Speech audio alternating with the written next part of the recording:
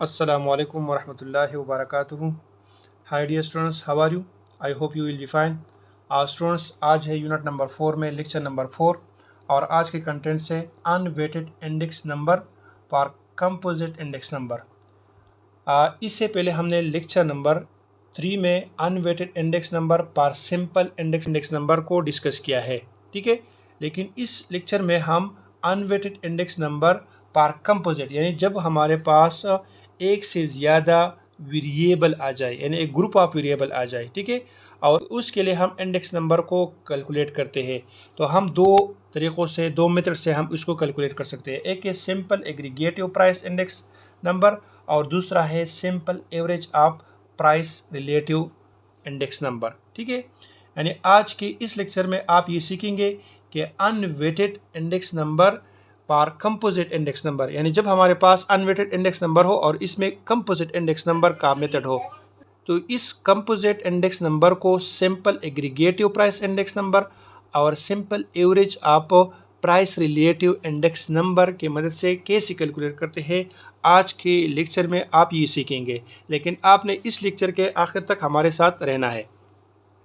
अच्छा स्टूडेंट्स, सबसे पहले हम simple aggregative price index number को डिस्कस करते हैं कि हमने simple aggregative price index number को कैसे कैलकुलेट करना है।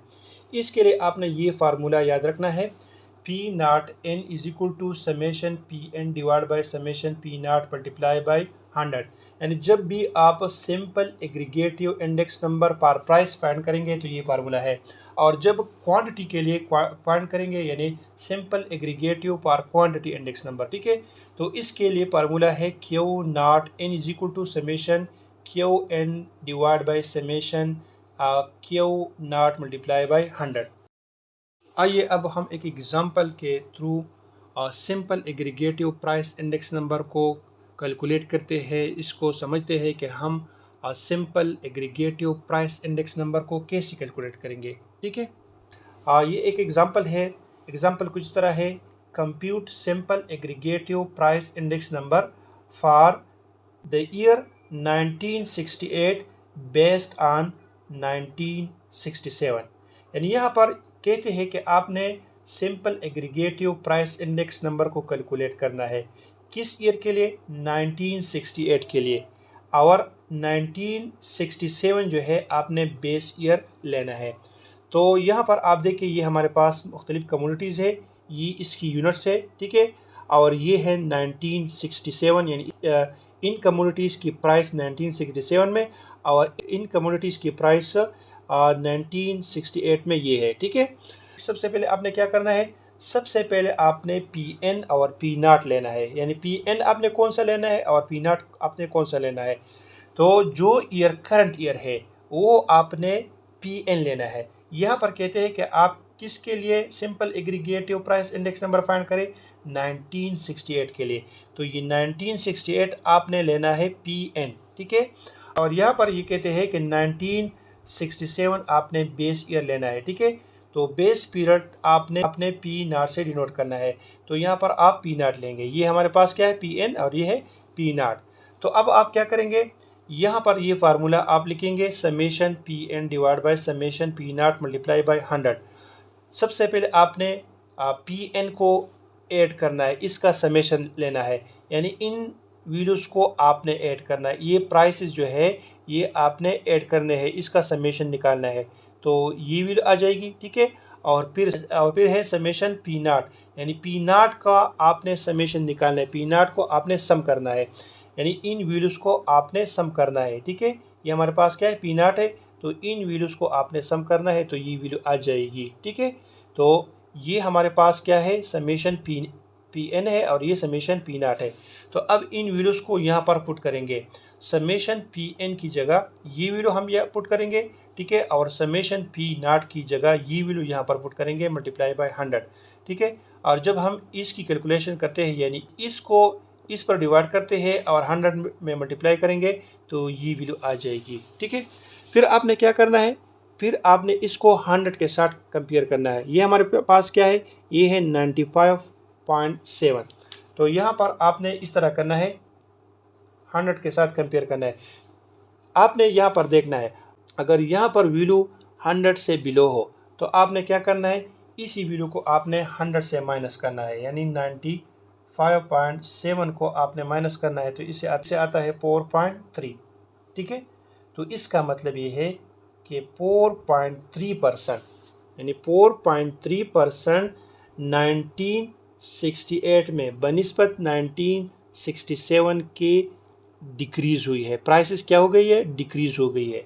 ठीक है, तो जब भी आप सिंपल एग्रीगेटिव इंडेक्स नंबर को फाइंड करेंगे तो इस फार्मूला की मदद से आपने simple aggregative index number find करना है। ठीक है, समझ में आ गई।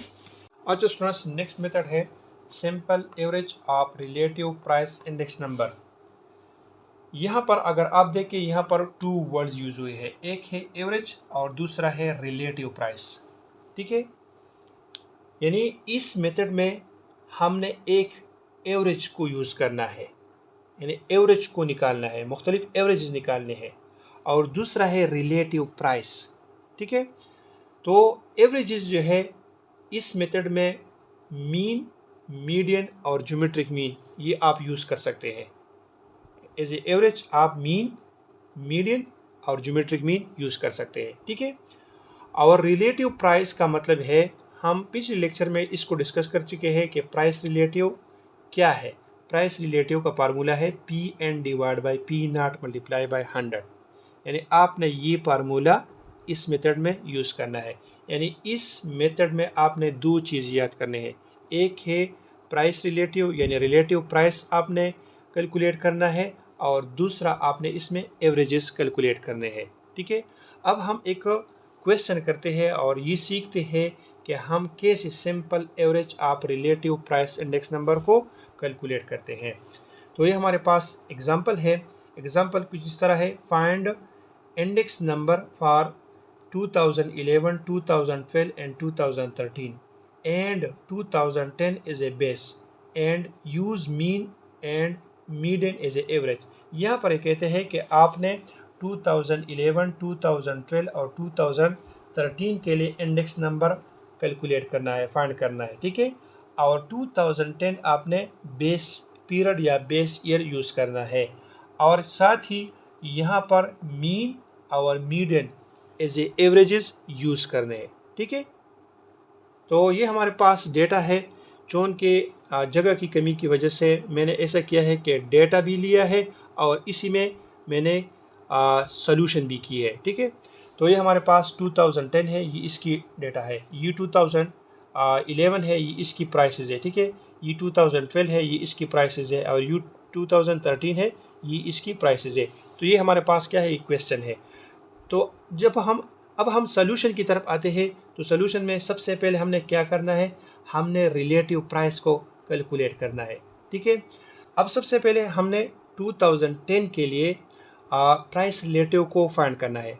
अब हम प्राइस रिलेटिव 2010 के लिए कैसे फाइंड करेंगे, चूँकि कि हमारे पास 2010 क्या है, ये बेस ईयर है और ये करंट भी है, तो इसलिए यहाँ पर Pn की जगह भी ये 2010 की वैल्यूज होंगी और P0 की जगह भी ये वैल्यू होगी, यानी 1.20 डिवाइड बाई 1.20 मल्टीप्लाई बाई 100। इसी तरह ये भी होगी 2.80 डिवाइड बाई 2.80 मल्टीप्लाई बाई 100। इसी तरह 1.50 divide by 1.50 multiply by 100 and so on. ठीक है, तो 2010 के लिए प्राइस रिलेटिव आपने इस तरह फाइंड करना है। ठीक है, तो ये वैल्यूज हमारे पास प्राइस रिलेटिव आप 2010 की आ जाएगी। अब हमने 2011 के लिए प्राइस रिलेटिव को फाइंड करना है। तो जब हम 2010 के लिए प्राइस रिलेटिव फाइंड करेंगे तो कैसे फाइंड करेंगे, हम इस तरह करेंगे, ये वैल्यू यानी 1.40 ये हमारे पास क्या होगी, Pn की जगह यानी करंट वैल्यू। ठीक है, और डिवाइड बाय 1.20 मल्टीप्लाई बाय 100, तो इससे ये वैल्यू आ जाएगी। ठीक है, फिर इसके लिए 3.0 यानी 3 डिवाइड बाय ये वैल्यू मल्टीप्लाई बाय 100। ठीक है, तो हमारे पास ये वैल्यू आ जाएगी, फिर ये डिवाइड बाय ये मल्टीप्लाई बाय 100, तो ये वैल्यू आ जाएगी, फिर ये डिवाइड बाय ये मल्टीप्लाई बाय 100। ठीक है, तो ये वैल्यूज आ जाएगी। इसी तरह आपने 2012 के लिए करना है, तो ये हमारे पास 2012 की वैल्यूज है, तो आपने ये एज ए करंट वैल्यू लेने हैं और ये इसकी बेस लेनी है और मल्टीप्लाई बाय 100। इसी तरह 2013 के लिए ये हमारे पास करंट वैल्यूज़ है, आपने ये वैल्यूज़ लेने हैं और डिवाइड बाय ये वैल्यू, यानी इसके मुकाबले में ये वैल्यू लेंगे, इसको आपने इस पर डिवाइड करना है मल्टीप्लाई बाय 100, इसको आपने इस पर डिवाइड करना है मल्टीप्लाई बाय 100 और इसको आपने इस पर डिवाइड करना है मल्टीप्लाई बाय 100, तो ये वैल्यूज़ हमारे पास आ जाएगी। ठीक है, नेक्स्ट जो है हमने क्या करना है, एवरेज यूज़ करने हैं। तो यहाँ पर number first mean as a average use करना है। ठीक है, तो मीन का फार्मूला है x bar is equal to summation x divide by n, यानी ये हमारे पास क्या है, ये वैल्यूज है। ठीक है, 100 100 100 100। और मीन की प्रॉपर्टीज़ में हम ये पढ़ चुके हैं कि जब हमारे पास कांस्टेंट वैल्यूज़ हो और इसका हम मीन फाइंड करते हैं तो इसका मीन क्या आएगा, कांस्टेंट आएगा। चूँकि यहाँ पर वैल्यूज़ क्या है, कांस्टेंट है, तो आपने बस यहाँ पर क्या लिखना है, 100 लिखना है। आपने क्या करना है, आपने सिर्फ और सिर्फ यहाँ पर ये करना है कि चूँकि वैल्यूज़ कांस्टेंट है तो आपने यहाँ पर यही इसका आंसर लिखना है 100। ठीक है, नेक्स्ट हमने इसी वैल्यूज़ का मीन निकालना है। तो हम क्या करेंगे, इन 4 वैल्यूज़ को ऐड करेंगे और 4 पर डिवाइड करेंगे तो ये वैल्यू आ जाएगी। ठीक है, फिर 2012 के लिए इन वैल्यूज़ को हम ऐड करेंगे और 4 पर डिवाइड करेंगे तो ये वैल्यू आ जाएगी। ठीक है, फिर इसका मीन निकालेंगे, इन वैल्यूज़ को हम ऐड करेंगे, 4 पर डिवाइड करेंगे तो ये वैल्यू आ जाएगी। ठीक है, नेक्स्ट हमने क्या करना है, मीडियन हमने फाइंड करना है। ठीक है, अब हमने मीडियन कैसे फाइंड करना है, सबसे पहले हमने इसका मीडियन फाइंड करना है, यानी 100 100 100 एंड 100। ठीक है, तो इसी का भी यही तरीका है, बस चूँकि कांस्टेंट है तो बस आप यहाँ पर 100 लिख सकते हैं, लेकिन यहाँ पर आपने अभी देखना है ये वैल्यूज़ है। ठीक है, ये मुख्तलिफ वैल्यूज़ है, तो आपने क्या करना है, आपने सबसे पहले इन वैल्यूज़ को अरेंज करना है असेंडिंग ऑर्डर में, यानी सबसे पहले जो स्मॉल वैल्यू है वही लिखना है। ठीक है, और आखिर में जो लार्ज वैल्यू है वही लिखना है। ठीक है, फिर आपने क्या करना है, चूँकि वैल्यूज़ 4 है तो 4 में से हम मीडियन आसानी से नहीं निकाल सकते, तो हम क्या करेंगे, हम जो सेंटर में 2 वैल्यूज़ है उसको आपस में ऐड करके 2 पर डिवाइड करेंगे।